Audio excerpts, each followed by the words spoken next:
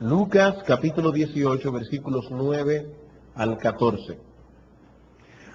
A unos que confiaban en sí mismos como justos y menospreciaban a los otros, dijo también esta parábola. Dos hombres subieron al templo a orar. Uno era fariseo y el otro publicano. El fariseo, puesto en pie, oraba consigo mismo de esta manera: Dios, te doy gracias porque no soy como los otros hombres, ladrones, injustos, adúlteros, ni aun como este publicano. Ayuno 2 veces a la semana, doy diezmos de todo lo que gano. Mas el publicano, estando lejos, no quería ni aun alzar los ojos al cielo, sino que se golpeaba el pecho diciendo: Dios, sé propicio a mí, pecador. Os digo que éste descendió a su casa justificado antes que el otro, porque cualquiera que se enaltece será humillado, y el que se humilla será enaltecido. Como decía hace un momento, con este estudio hemos llegado al final de esta breve serie basada en la parábola del fariseo y el publicano, donde el Señor Jesucristo trata de responder la pregunta religiosa más profunda que un hombre pueda hacerse. ¿Cómo puede un hombre pecador ser aceptado y perdonado por un Dios infinitamente santo y justo? En estos estudios hemos visto que el Señor no está simplemente entreteniendo a su audiencia con una historia amena e interesante acerca de dos hombres que suben al templo a orar. No. Estos dos personajes que aparecen en este relato y cada una de las palabras que el Señor Jesucristo pone en sus bocas representa las únicas dos respuestas posibles que la humanidad puede dar a la pregunta que decíamos al principio. ¿Cómo puede un hombre pecador ser aceptado por un Dios infinitamente santo y justo? O respondemos siguiendo el patrón del fariseo, o respondemos la pregunta siguiendo el patrón del publicano. No existen más opciones aquí.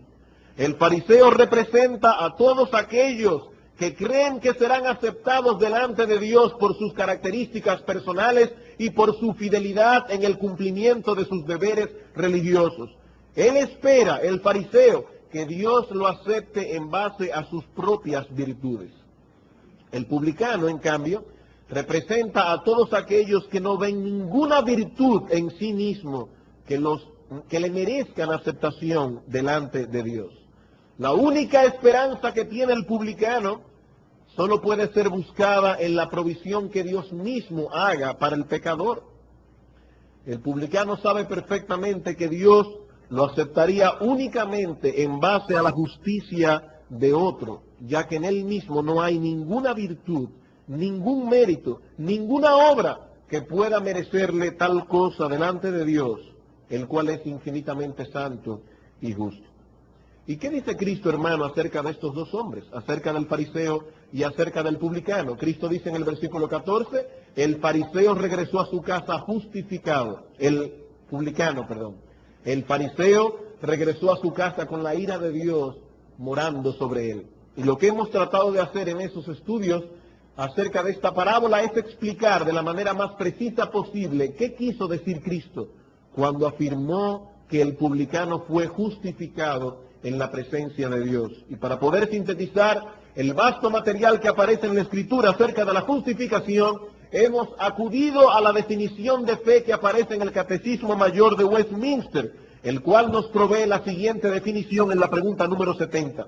Justificación es un acto de la libre gracia de Dios dirigido a pecadores, en el cual Él perdona todos sus pecados, aceptando y considerando sus personas como justas en su presencia, no por ninguna cosa obrada en ellos o por ellos, sino únicamente por la obediencia perfecta y completa satisfacción de Cristo, imputada a ellos por Dios y recibida únicamente o solamente por la fe. Esta es la definición que nos da el Catecismo Mayor de Westminster y que hemos estado explicando en estos mensajes. Y como algunas personas pueden sentirse un tanto incómodos y extraños al escuchar que estamos haciendo uso de un catecismo, por cuanto esa palabra tiene para muchos un fuerte sabor a católico romano, necesitamos dar algunas explicaciones de por qué nosotros estamos usando este catecismo específicamente.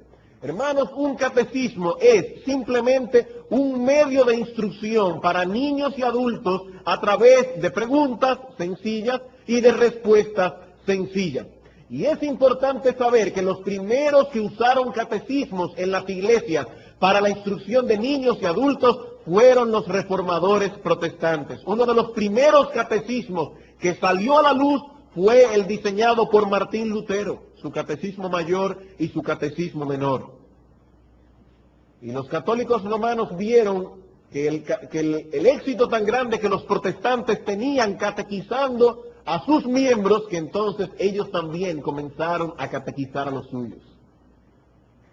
Así que no debemos sentirnos incómodos al hacer uso de un catecismo.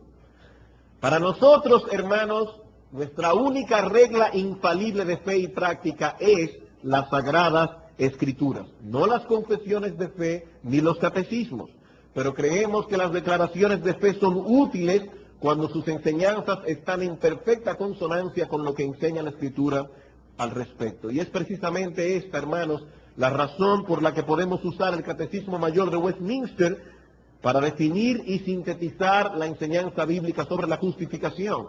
Porque como hemos podido probar hasta ahora, todos los elementos que aparecen en la declaración de fe del Catecismo Mayor de Westminster están en perfecta consonancia con la enseñanza bíblica sobre la justificación por la fe. Y para una mejor comprensión de la definición provista por el Catecismo, dicha declaración ha sido dividida en 7 elementos, de los cuales ya hemos visto 6.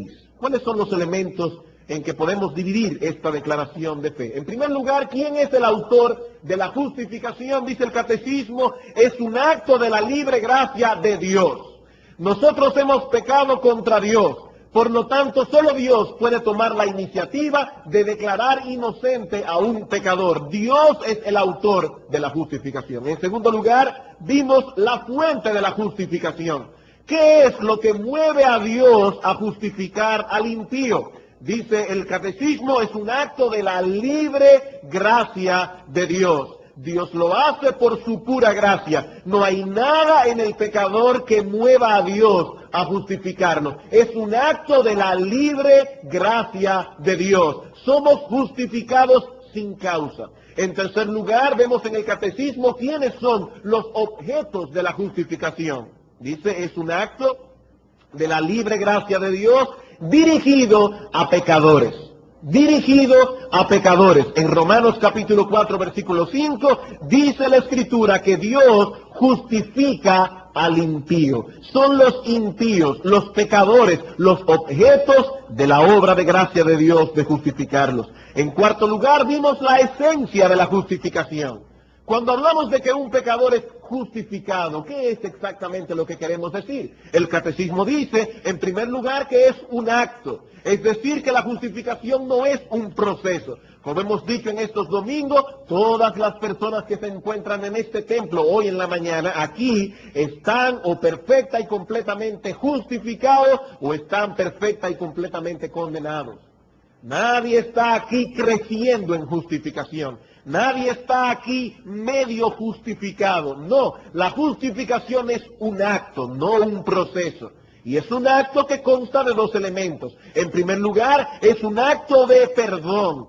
Cuando Dios justifica a un pecador, perdona todos sus pecados. Pero también es un acto de aceptación. Dios acepta al pecador como una persona perfectamente justa, como una persona que nunca ha transgredido su ley. En quinto lugar, vimos la base de la justificación. ¿En base a qué cosa Dios puede declarar justo a un pecador? El Catecismo dice, no por ninguna cosa obrada en ellos o por ellos, sino únicamente por la obediencia perfecta y completa satisfacción de Cristo. Es decir, la base por la cual o en la cual Dios acepta a un pecador no es por nada que Dios vea en el pecador, ni tampoco es por nada que el pecador haga. Somos justificados, dice la Biblia, no por obras. Somos justificados en base a la obediencia perfecta de Cristo y en base a la satisfacción completa que Él hizo en la cruz con su muerte. Y aclarábamos la semana pasada que no debemos decir que somos justificados solamente por la muerte de Cristo. No, hermanos, también somos justificados por su vida. Si Cristo hubiese violado la ley solo una vez en su vida, no hubiese podido ser nuestro Salvador. Él tenía que cumplir la ley perfectamente en nuestro lugar. Pero si Cristo hubiese obedecido la ley perfectamente en toda su vida, pero no hubiese muerto en la cruz, tampoco hubiese podido ser nuestro Salvador. Él tenía que obedecer la ley, pero también tenía que morir. En sexto lugar, vimos la semana pasada el método de la justificación. ¿Cuál es el método? Dice aquí, imputada a ellos por Dios. Dios imputa al pecador la obediencia perfecta de Cristo y su completa satisfacción en su muerte. Y veíamos que esta palabra imputar significa poner en la cuenta de alguien, poner en la cuenta de otra persona. Eso es lo que significa la palabra imputar. Cuando decimos que Dios imputa al pecador la justicia de Cristo, lo que estamos diciendo es que Dios pone en la cuenta del pecador la justicia del Señor. Y ahora, por último, veremos el medio de la justificación. El medio de la justificación. ¿Qué tiene que hacer el pecador? ¿O cómo puede el pecador ser partícipe de una bendición tan grande? El catecismo nos dice que recibimos esta gracia de la justificación solamente por la fe. Solamente por la fe. Y si el Señor nos permite, nos ayuda, eso es lo que vamos a tratar de explicar en esta mañana. He aquí, hermanos, el medio instrumental a través del cual recibimos la gracia de ser justificados, solamente por la fe. Y como algunos pueden estarse preguntando, ¿qué es exactamente lo que queremos decir con esto de que la fe es el medio instrumental a través del cual somos justificados? Vamos a explicar este concepto a través de una ilustración. Una ilustración que yo sé que para muchos será muy familiar porque es parte de nuestra vida cotidiana. Vamos a suponer que usted va con un amigo caminando por la calle y se encuentra con un hombre, un mendigo que está pidiendo limosnas, un mendigo que está mendigando en la calle. Usted puede comentar con su amigo que ese mendigo sostiene su vida, mantiene su vida mendigando. Y cualquier persona que nos escuchara sabría perfectamente qué es lo que nosotros queremos decir.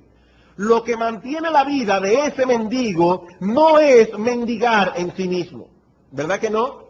El acto en sí de pedir limosna no es lo que va a sostener la vida de ese mendigo. Ni siquiera podemos decir que el dinero que ese mendigo obtiene mendigando es lo que sostiene su vida. ¿Qué es lo que sostiene la vida de un ser humano? Lo que esta persona come, ¿verdad que sí? Es con lo que esta persona se alimenta. Cuando nosotros decimos que ese mendigo sostiene su vida o mantiene su vida mendigando, lo que queremos decir es que a través de mendigar, él obtiene el dinero con el cual compra los alimentos que mantienen su vida. Así que mendigar es el medio instrumental a través del cual ese mendigo mantiene su vida o sostiene su vida. Otro ejemplo que podemos dar para ilustrar esto. Supongamos que usted va a un banquete. Y en ese banquete hay todo tipo de alimento, todo tipo de comida. Hay un utensilio que usted usará a menudo en el banquete. Ese utensilio se llama tenedor. Con el tenedor usted toma la comida que está en el banquete y se la lleva a la boca. Pero nosotros no podemos decir de ninguna manera que ese tenedor en sí mismo sirva para alimentarlo. Trate de comerse un tenedor y no va a poder. El tenedor no va a hacer nada por usted. El tenedor no lo va a alimentar solo. Pero usted puede usar el tenedor para tomar la comida y llevársela a la boca. Entonces, ¿qué es el tenedor? El tenedor es el medio instrumental a través del cual nosotros tomamos el alimento. La Escritura enseña en este sentido que la fe es el medio instrumental a través del cual somos justificados por Dios. Por ende, podemos decir que los pecadores somos justificados por medio de la fe. Pero hermanos, eso no quiere decir que es la fe la que salva al pecador. Así como no podemos decir que mendigar alimenta al mendigo, ni que el tenedor en sí mismo nos alimenta a nosotros, tampoco podemos decir que la fe es la que salva al pecador. No, hermanos. No, amigos. El que salva al pecador es nuestro Señor Jesucristo por medio de la fe. Es Cristo el Salvador por medio de la fe. La fe es el medio instrumental de la justificación. Vamos a ver la base bíblica para afirmar tal cosa. Romanos capítulo 1. Romanos capítulo 1.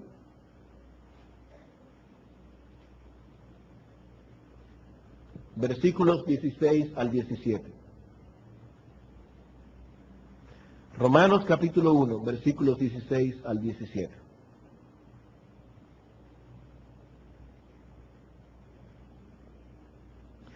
Porque no me avergüenzo del Evangelio, porque es poder de Dios para salvación a todo aquel que cree.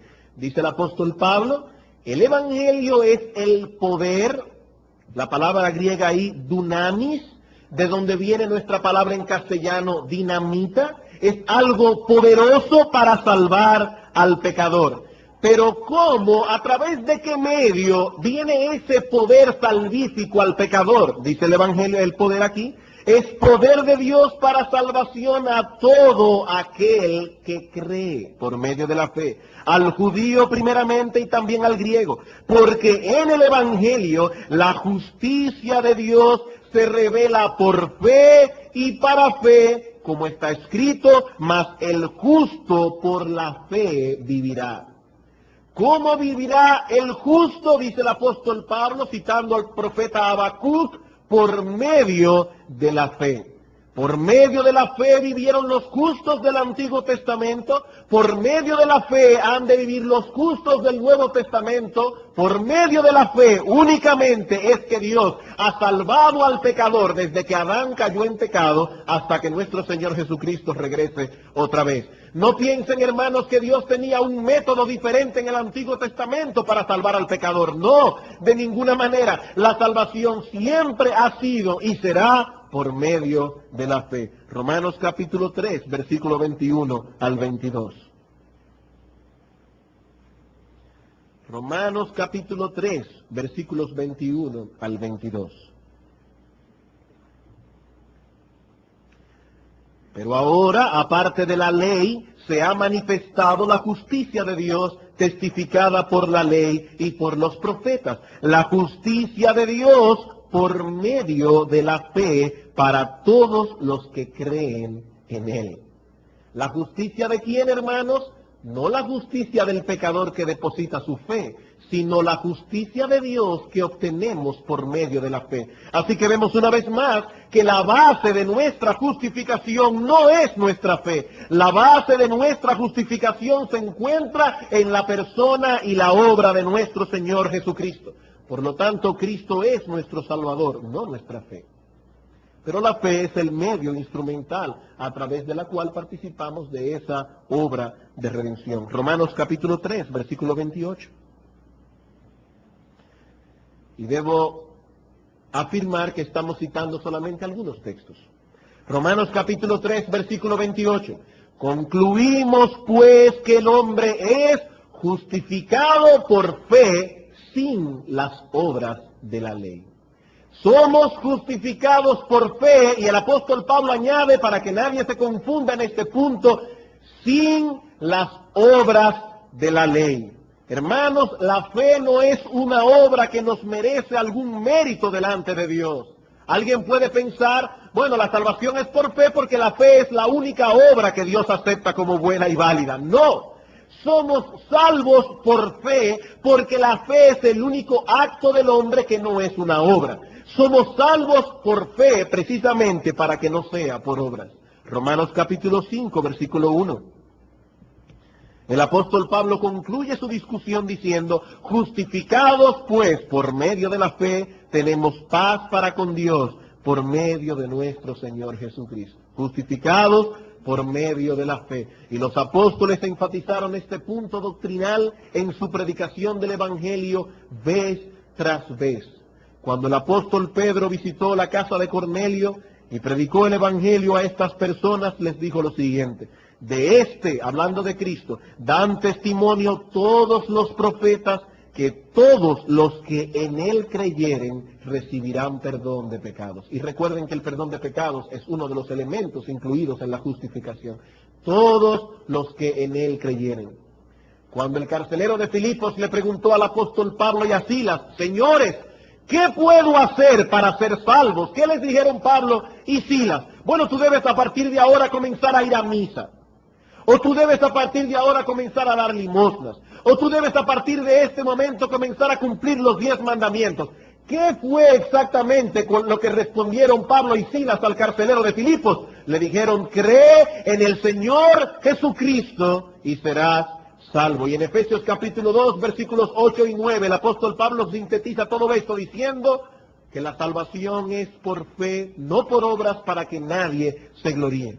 Por gracia sois salvos por medio de la fe, y esto no de vosotros, porque es un regalo de Dios, no por obras, para que nadie se gloríe. Así que si un pecador te pregunta, hermano, ¿cómo puedo yo ser partícipe de la salvación que Dios ofrece al pecador? La única respuesta posible bíblicamente es por medio de la fe. Ahora, vamos a suponer que el mismo pecador te pregunta, ¿y cómo puedo yo creer? Fíjense, la primera pregunta es, ¿cómo puedo yo ser partícipe de la salvación? Por medio de la fe. La segunda pregunta es, ¿y cómo puedo yo creer? ¿Saben cuál es la respuesta bíblica? Por la gracia de Dios.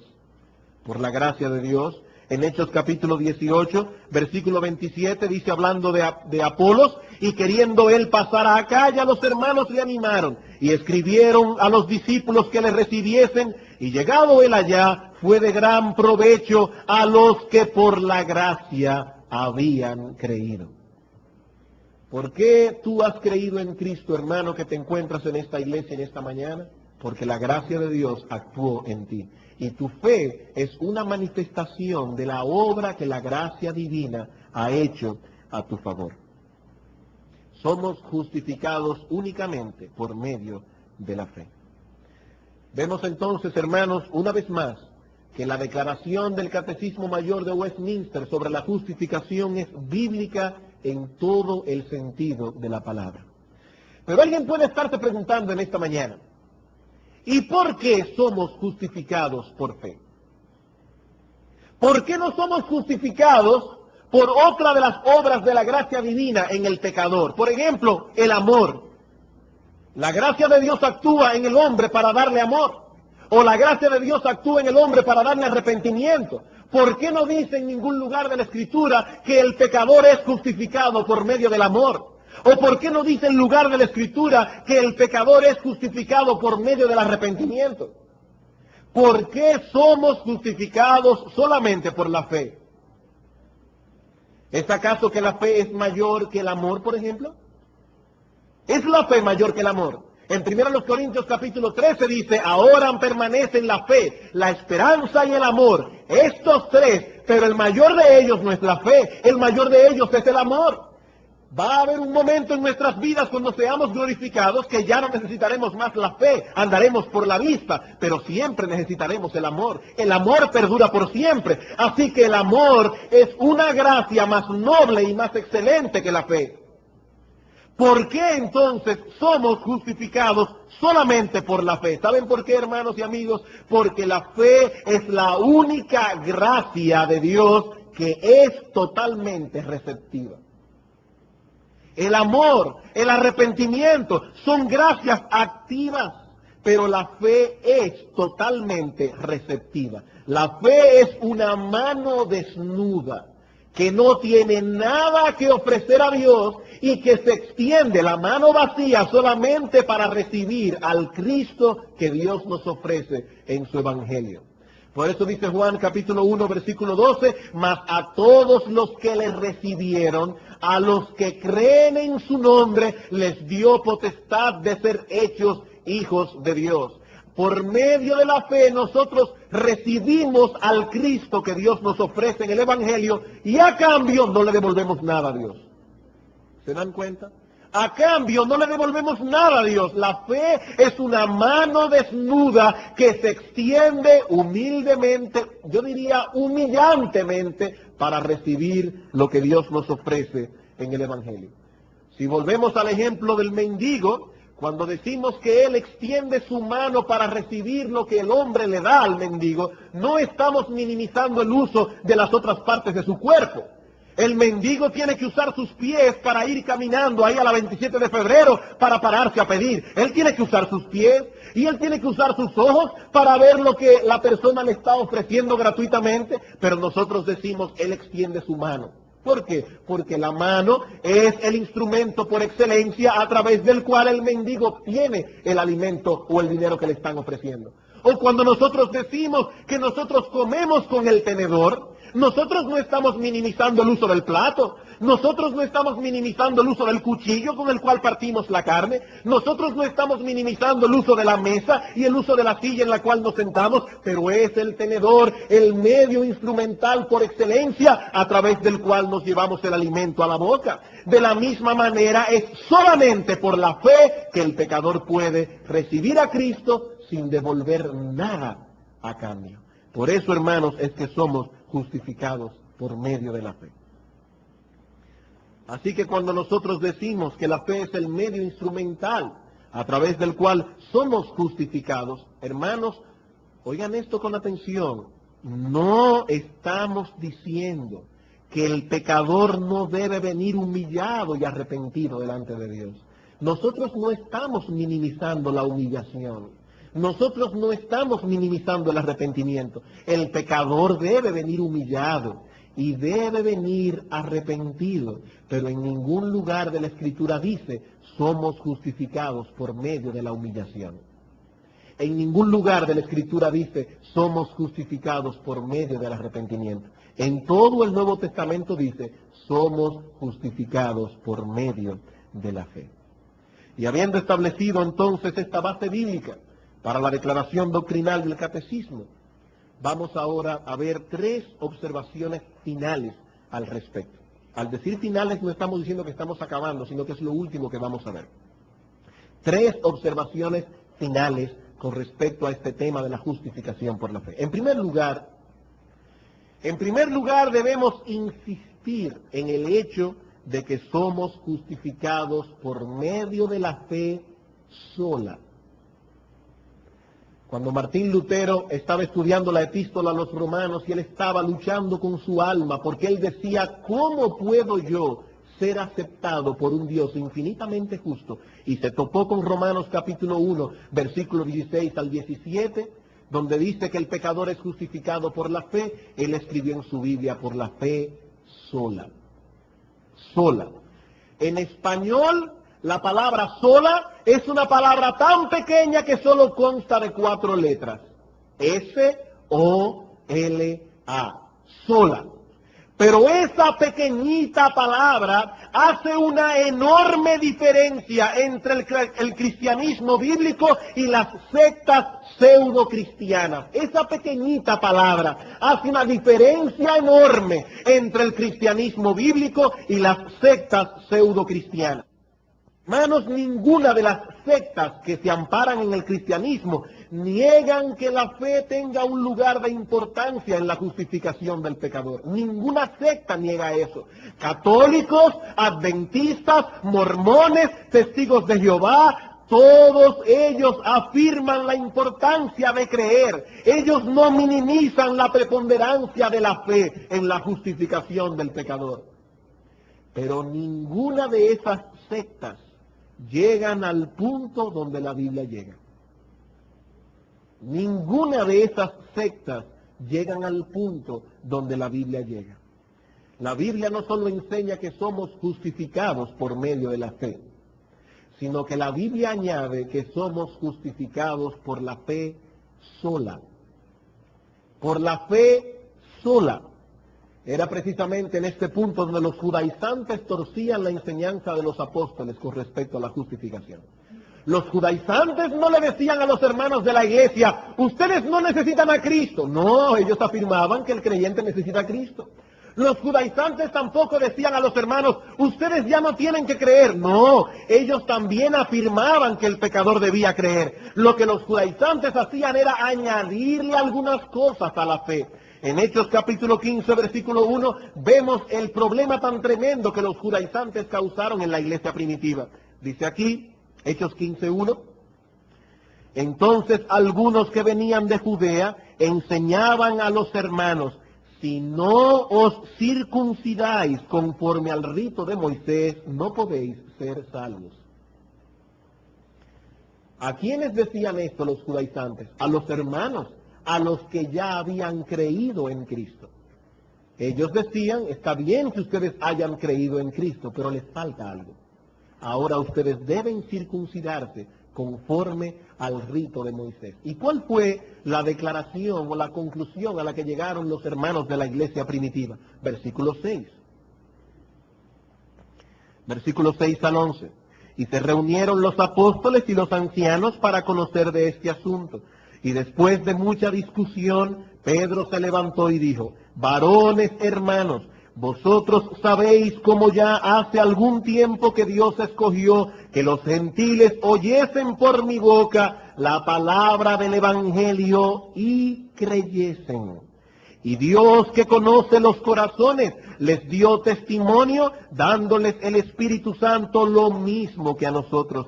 Y ninguna diferencia hizo entre nosotros y ellos, purificando por la fe sus corazones, no por los ritos de la ley de Moisés. Ahora pues, ¿por qué tentáis a Dios poniendo sobre la cerviz de los discípulos un yugo que ni nuestros padres ni nosotros hemos podido llevar? Antes creemos que por la gracia del Señor Jesús seremos salvos de igual modo que ellos. ¿Cuál fue el veredicto de los discípulos de la iglesia primitiva con respecto a la enseñanza de los judaizantes? Ellos afirmaron, esa enseñanza es herética. A la fe no se le puede añadir nada. Y si nosotros no mantenemos en alto la verdad de que el pecador es justificado por la fe sola, estamos echando por tierra la esencia misma del Evangelio de nuestro Señor Jesucristo. Cuando un pecador pregunta, señores, ¿qué debo hacer para ser salvo? La respuesta bíblica es, cree y solo cree en el Señor Jesucristo y serás salvo. No se le puede añadir absolutamente nada a esa respuesta. El pecador es justificado por la fe sola. En una ocasión un grupo de judíos se le acercó al Señor Jesucristo y le preguntó, ¿qué debemos hacer para poner en práctica las obras de Dios? La pregunta siempre del pecador, del hombre natural. Él siempre quiere saber qué es lo que tiene que hacer. Él quiere salvarse por sus buenas obras. Él quiere saber cuáles son los requisitos. ¿Qué debemos hacer para poner en práctica las obras de Dios? ¿Saben cuál fue la respuesta del Señor Jesucristo? La obra de Dios es que creáis en el que Él ha enviado, que creáis en Cristo. El pecador es justificado por la fe sola. Pero, en segundo lugar, debemos hacer la aclaración de que somos justificados por la fe sola, pero no por una fe que se encuentre sola. La primera aclaración que debemos hacer con respecto a la justificación por la fe es que somos justificados por la fe sola, pero no por una fe que se encuentre sola. Es por fe que somos justificados, pero se trata de una fe que nunca se encuentra sola en la vida de aquellos que ejercen dicha fe. Y los teólogos que trabajaron en la confesión de fe, no en el catecismo, sino en la confesión de fe de Westminster, así como también en la confesión de Londres de 1689, tuvieron el cuidado de dejar eso claramente establecido. En la confesión de Londres de 1689 dice lo siguiente: la fe que recibe a Cristo y descansa en Él y en su justicia es el único medio para alcanzar la justificación. Sin embargo, no se halla sola en la persona justificada, sino que siempre va acompañada de todas las demás gracias salvadoras. Y no es una fe muerta, sino una fe que obra por el amor. ¿Qué balance más perfecto? ¿Qué balance? A través de la historia de la iglesia nosotros hemos visto cómo algunos se han ido a ciertos extremos aquí. Por un lado tenemos a todos aquellos, y penosamente como la iglesia católica romana a la cabeza, todos aquellos que han querido añadir algo a la fe. Sí debemos creer en Cristo, pero también debemos ir a misa. Sí debemos creer en Cristo, pero debemos siempre confesar nuestros pecados al sacerdote. Sí debemos creer en Cristo, pero siempre debemos comulgar. Sí debemos creer en Cristo, pero el bautismo es necesario.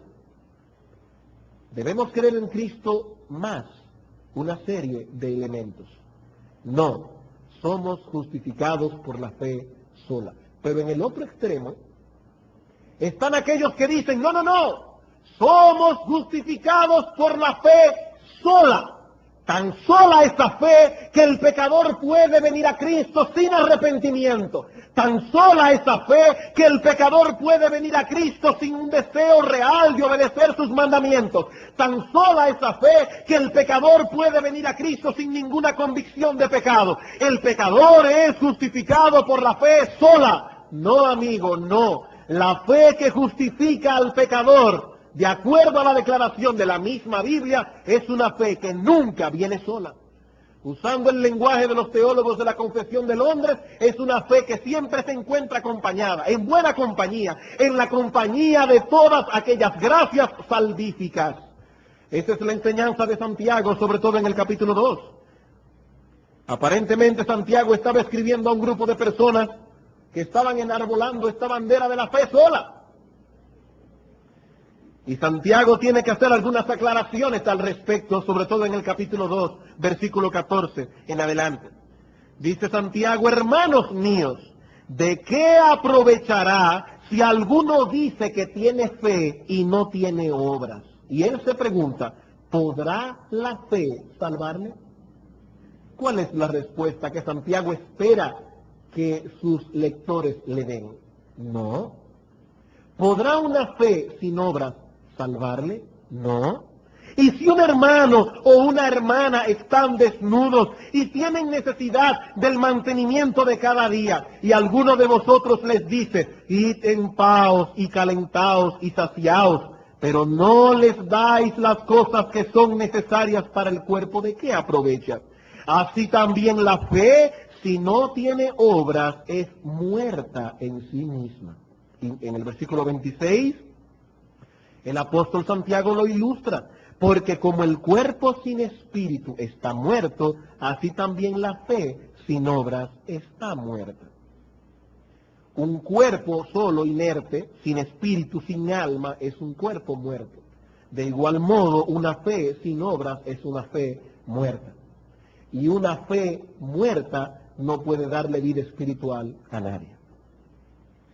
Así que no existe ninguna contradicción entre la enseñanza de Pablo y la de Santiago. Algunas personas han dicho, pero ven acá, parece que Pablo y Santiago tenían un problema, porque Pablo dice que somos justificados por fe sin obras. Y aquí Santiago dice que somos justificados por fe más las obras. No hay ninguna contradicción. De hecho, en Gálatas capítulo 5, versículo 6, el apóstol Pablo hace una declaración que une los dos elementos. Pablo dice, sí, somos justificados solamente por la fe, pero una fe que obra por el amor. Una fe que obra por el amor. Cuando afirmamos creer en Cristo, estamos implicando con ellos que estamos aceptándolo tal cual Él es revelado en la palabra de Dios. ¿Y cómo es revelado Cristo en su palabra? ¿Cómo es revelado Cristo? No solamente como Salvador, no solamente como sacerdote. La Biblia dice que Cristo también es Señor. La Biblia dice que Cristo es profeta. La Biblia dice que Cristo es Rey. Por lo tanto, cuando nosotros decimos que estamos aceptando a Cristo, que estamos creyendo en Cristo, estamos aceptándolo voluntariamente como Rey y Señor de nuestras vidas.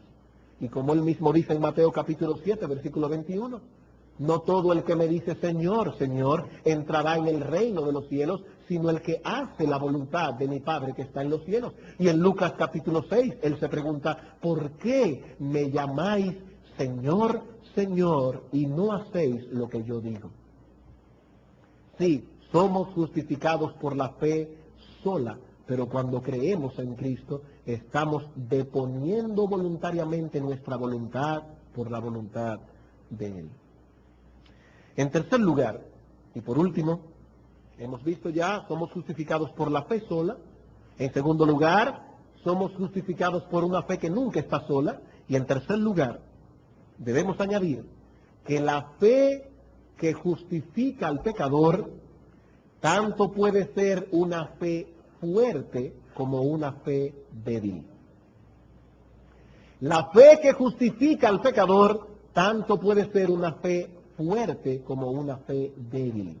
En Romanos capítulo 5, versículo 1, no dice, justificados pues por una fe fuerte, tenemos paz para con Dios. No. El texto simplemente dice, para consuelo de todos nosotros, justificados pues por la fe, tenemos paz para con Dios. Algunos tendrán una fe fuerte, mientras otros tendrán una fe débil. Pero si esa fe está depositada en el objeto correcto, que en este caso es nuestro Señor Jesucristo, tanto el de la fe fuerte como el de la fe débil serán justificados delante de Dios. Por algo dice en el Evangelio que nuestro Señor Jesucristo no quebrará la caña cascada ni apagará el pábilo que humeare. Puede haber una caña que esté quebrada, ¿verdad? Pero no completamente rota. Ustedes han visto esas cañas, esas varas que se rompen pero no se separan finalmente. Dice que Cristo, cuando vea a un creyente así partido, maltrecho, Él no va a terminar de romperlo, Él no quebrará la caña cascada. Y el pábilo con el fuego, si todavía está humeando, Él no va a echarle agua para terminar de apagarlo. No, de ninguna manera. Tanto es justificado aquel que su fe fuerte la deposita en Cristo, como aquel cuya fe débil la deposita en el mismo objeto. Y el teólogo Robert Dabney tiene una ilustración fantástica, fabulosa para ilustrar este punto. Él dice, imagínense que en un pueblo hay dos enfermos de muerte. Uno de ellos todavía conserva la mayor parte de su vigor. Él está enfermo de muerte, una enfermedad mortal, pero todavía conserva la mayor parte de su vigor. Y en el mismo pueblo hay otro enfermo que está agonizando, casi muerto. Y de repente llega al pueblo una máquina fabulosa, milagrosa, que todos los que la tocaren recibirán un shock eléctrico que los va a curar. Tan pronto los dos enfermos se enteran de la buena noticia, el primero, el que todavía tiene su vigor, va con un paso firme, decidido, y se abraza fuertemente a la máquina milagrosa, recibe su shock eléctrico y es salvado, es curado, qué bueno. Pero allí viene el otro enfermo, él está agonizando, ese se viene arrastrando, él no puede con su alma, y en una forma débil, delicada, le da un breve y leve toque a la máquina milagrosa. ¿Saben lo que va a pasar? Que él también recibirá su shock eléctrico y será completamente curado. Los dos, ¿saben por qué? Porque el poder curativo no se encuentra en la fuerza de los enfermos, sino en el poder de la máquina. De igual manera es lo mismo que ocurre con nuestro Señor Jesucristo.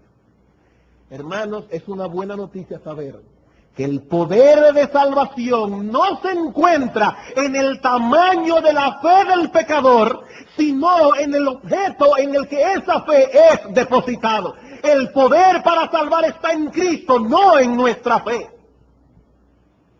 Así que una fe débil depositada en Cristo justifica al pecador lo mismo que una fe fuerte. Por eso nosotros vemos en El Progreso del Peregrino, escrito por Juan Bunyan, que hay un personaje allí que se llama el Señor Fe Débil. Juan Bunyan era pastor de almas. Él conocía a los miembros de su congregación. Y él conocía que él sabía que entre sus hermanos habían algunos que tenían ese tipo de fe. El Señor Fe Débil. Pero si esa fe débil lleva al pecador a mirar a Cristo como el único que puede salvarlo, esa fe débil será como el toque del enfermo agonizante. Él también recibirá al instante la gracia de ser justificado. Bien, hermanos, vamos a concluir aquí. Durante varios domingos hemos estado desarrollando esta doctrina de la justificación y hemos visto a través de la parábola del fariseo y el publicano cómo puede un hombre pecador ser aceptado por un Dios infinitamente justo. Amigo, espero que el Espíritu Santo en esta mañana haya iluminado tu entendimiento para comprender que si Dios te ha de aceptar algún día en su presencia, no puede ser por nada que haya en ti o por algo hecho por ti. La única justicia que Dios acepta es la justicia perfecta de su Hijo Jesucristo, la cual es puesta en la cuenta del pecador cuando éste cree en Él, cuando éste deposita su fe en Él. Así que por amor de tu alma, no mires más dentro de ti buscando algo que puedas ofrecer a Dios para que Él te acepte. No, pecador, no mires dentro de ti, ni siquiera examinas tu arrepentimiento, tu convicción de pecado, porque Dios no te ha de aceptar en su presencia en base a tu arrepentimiento o en base a tu convicción de pecado. No es el tamaño de tu arrepentimiento ni el tamaño de tu convicción de pecado la que cuenta. Amigo, la única razón por la cual Dios algún día te ha de aceptar en su presencia es por medio de la justicia perfecta de nuestro Señor Jesucristo, la cual es puesta en la cuenta del pecador únicamente por la fe. Únicamente por la fe. Así que deja de estar mirando dentro de ti y comienza por primera vez en tu vida a mirar a aquel que cumplió perfectamente la ley a tu favor, aquel que murió en la cruz para pagar por nuestras transgresiones. Y clámale a Dios que tenga misericordia de ti y te aseguro que la experiencia del publicano será en esta mañana tu propia experiencia también. El publicano descendió a su casa justificado. Dios lo declaró inocente en su augusto tribunal. Pero por otro lado, hermanos de la iglesia, espero también que el Espíritu Santo haya podido iluminar nuestro entendimiento como creyentes para que nosotros podamos valorar el Evangelio de Cristo en toda su plenitud. Estoy completamente seguro que a muchos de ustedes les habrá pasado lo mismo que me sucedió a mí. Cuando uno estudia la doctrina de la justificación por la fe, uno dice, yo ni me imaginaba cuando yo me convertí que todo eso era así. Yo simplemente creí en Cristo, yo no sabía todo esto, ahora recién me estoy enterando. Pero precisamente ahora que te estás enterando del maravilloso plan que Dios había diseñado para ti, hermano, órale a Dios que te ayude a evaluar y a apreciar el Evangelio de Cristo en toda su plenitud, en todo su valor, porque es únicamente cuando apreciamos el Evangelio de Cristo de esa manera que nuestro corazón puede llenarse de gratitud, de adoración y de alabanza al Señor por la salvación que Él ha hecho por nosotros. Que el Espíritu Santo ilumine nuestro entendimiento para que nosotros entendamos estas cosas. Vamos a orar.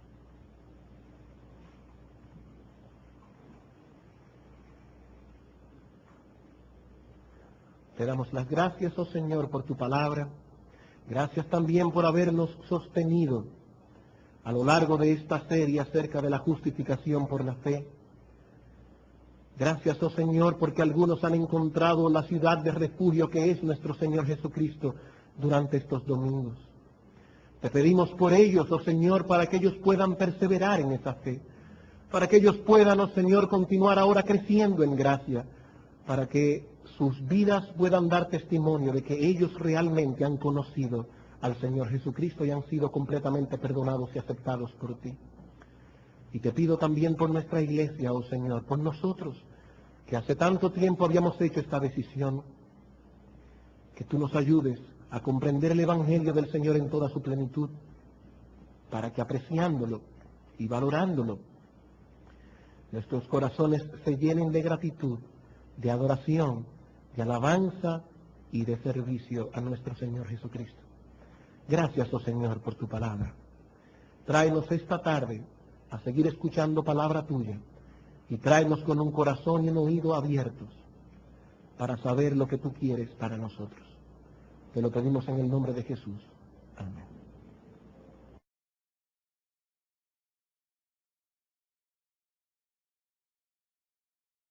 Mismo que le merezcan aceptación delante de Dios. La única esperanza que tiene el publicano solo puede ser buscada en la provisión que Dios mismo haga para el pecador. El publicano sabe perfectamente que Dios lo aceptaría únicamente en base a la justicia de otro, ya que en él mismo no hay ninguna virtud, ningún mérito, ninguna obra que pueda merecerle tal cosa delante de Dios, el cual es infinitamente santo y justo. ¿Y qué dice Cristo, hermano, acerca de estos dos hombres, acerca del fariseo y acerca del publicano? Cristo dice en el versículo 14, el fariseo regresó a su casa justificado, el fariseo regresó a su casa con la ira de Dios morando sobre él. Y lo que hemos tratado de hacer en esos estudios acerca de esta parábola es explicar de la manera más precisa posible qué quiso decir Cristo cuando afirmó que el publicano fue justificado en la presencia de Dios. Y para poder sintetizar el vasto material que aparece en la Escritura acerca de la justificación, hemos acudido a la definición de fe que aparece en el Catecismo Mayor de Westminster, el cual nos provee la siguiente definición en la pregunta número 70. Justificación es un acto más profunda que un hombre puede hacerse. ¿Cómo puede un hombre pecador ser aceptado y perdonado por un Dios infinitamente santo y justo? En estos estudios hemos visto que el Señor no está simplemente entreteniendo a su audiencia con una historia amena e interesante acerca de dos hombres que suben al templo a orar. No. Estos dos personajes que aparecen en este relato y cada una de las palabras que el Señor Jesucristo pone en sus bocas representa las únicas dos respuestas posibles que la humanidad puede dar a la pregunta que decíamos al principio. ¿Cómo puede un hombre pecador ser aceptado por un Dios infinitamente santo y justo? O respondemos siguiendo el patrón del fariseo, o respondemos la pregunta siguiendo el patrón del publicano. No existen más opciones aquí. El fariseo representa a todos aquellos que creen que serán aceptados delante de Dios por sus características personales y por su fidelidad en el cumplimiento de sus deberes religiosos. Él espera, el fariseo, que Dios lo acepte en base a sus propias virtudes. El publicano, en cambio, representa a todos aquellos que no ven ninguna virtud en síntesis menor. Y los católicos romanos vieron que el éxito tan grande que los protestantes tenían catequizando a sus miembros, que entonces ellos también comenzaron a catequizar a los suyos. Así que no debemos sentirnos incómodos al hacer uso de un catecismo. Para nosotros, hermanos, nuestra única regla infalible de fe y práctica es las Sagradas Escrituras, no las confesiones de fe ni los catecismos. Pero creemos que las declaraciones de fe son útiles cuando sus enseñanzas están en perfecta consonancia con lo que enseña la Escritura al respecto. Y es precisamente esta, hermanos, la razón por la que podemos usar el Catecismo Mayor de Westminster para definir y sintetizar la enseñanza bíblica sobre la justificación. Porque como hemos podido probar hasta ahora, todos los elementos que aparecen en la declaración de fe del Catecismo Mayor de Westminster están en perfecta consonancia con la enseñanza bíblica sobre la justificación por la fe. Y para una mejor comprensión de la definición provista por el Catecismo, dicha declaración ha sido dividida en 7 elementos, de los cuales ya hemos visto 6. ¿Cuáles son los elementos en que podemos dividir esta declaración de fe? En primer lugar, ¿quién es? Lucas capítulo 18, versículos 9 al 14. A unos que confiaban en sí mismos como justos y menospreciaban a los otros, dijo también esta parábola. 2 hombres subieron al templo a orar. Uno era fariseo y el otro publicano. El fariseo, puesto en pie, oraba consigo mismo de esta manera. Dios, te doy gracias porque no soy como los otros hombres, ladrones, injustos, adúlteros, ni aun como este publicano. Ayuno 2 veces a la semana, doy diezmos de todo lo que gano. Mas el publicano, estando lejos, no quería ni aun alzar los ojos al cielo, sino que se golpeaba el pecho diciendo, Dios, sé propicio a mí, pecador. Os digo que éste descendió a su casa justificado antes que el otro, porque cualquiera que se enaltece será humillado, y el que se humilla será enaltecido. Como decía hace un momento, con este estudio hemos llegado al final de esta breve serie basada en la parábola del fariseo y el publicano, donde el Señor Jesucristo trata de responder la pregunta religiosa de la libre gracia de Dios dirigido a pecadores, en el cual Él perdona todos sus pecados, aceptando y considerando sus personas como justas en su presencia, no por ninguna cosa obrada en ellos o por ellos, sino únicamente por la obediencia perfecta y completa satisfacción de Cristo, imputada a ellos por Dios y recibida únicamente o solamente por la fe. Esa es la definición que nos da el Catecismo Mayor de Westminster y que hemos estado explicando en estos mensajes. Y como algunas personas pueden sentirse un tanto incómodos y extraños al escuchar que estamos haciendo uso de un catecismo, por cuanto esa palabra tiene para muchos un fuerte sabor a católico romano, necesitamos dar algunas explicaciones de por qué nosotros estamos usando este catecismo específicamente. Hermanos, un catecismo es simplemente un medio de instrucción para niños y adultos a través de preguntas sencillas y de respuestas sencillas. Y es importante saber que los primeros que usaron catecismos en las iglesias para la instrucción de niños y adultos fueron los reformadores protestantes. Uno de los primeros catecismos que salió a la luz fue el diseñado por Martín Lutero, su Catecismo Mayor y su